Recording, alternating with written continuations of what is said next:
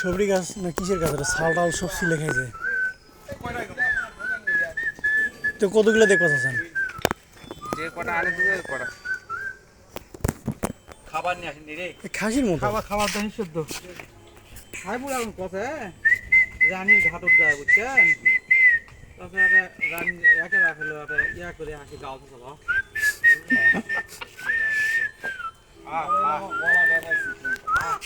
দে এই এলা ইয়া ওই তো বড় গুলা দেখ আইলা মাগি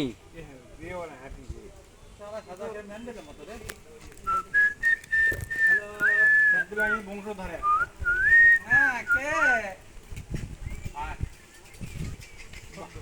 এটা পাটা এটা হালো নিয়ে গেলেই হলো মানে